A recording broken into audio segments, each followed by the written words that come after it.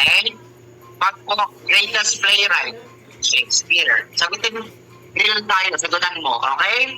Pag naman po, greatest English writer, Shakespeare. Pag po, father of modern literature, English literature, Shakespeare. Puro Shakespeare. Father of English tragedy, Christopher Marlowe. What about for first philosopher? Melitos. What about for Indian sacred hymns? Ha? Veda. Pag text, Ito. Upanishad. Ano pa gusto? Very good. Pag Indian fable, Panchatantra. Ha? Pag po Indian Shakespeare, Ano, hindi Kalidasa. lang ko sa kun. Pag naman po, father of essay, Montaigne. Father of English essay, Francis Bacon. Pag po ancient taxonomy, that's Aristotle. Pag po modern taxonomy, Carl Linné. Pag po father of psychology, Ano Wundt. Huwag ka maniwala na si Sigmund Freud. It's Wilhelm Hindi ko rin Wundt. tanong siya. Okay, father of modern psychology, it's still Wilhelm Wundt. Manilaw yun? Yes. Pag po, father of psychoanalysis, Freud.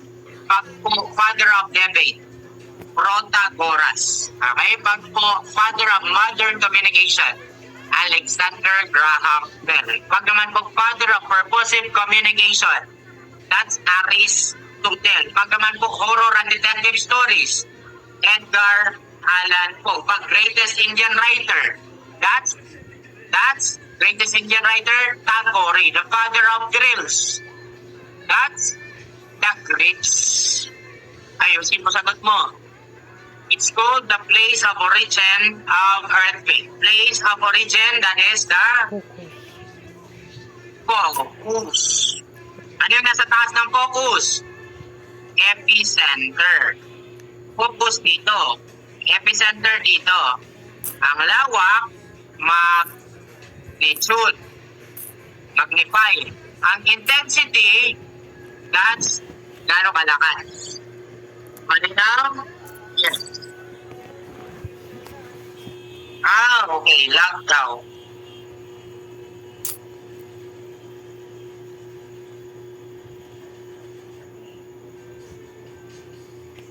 Agad.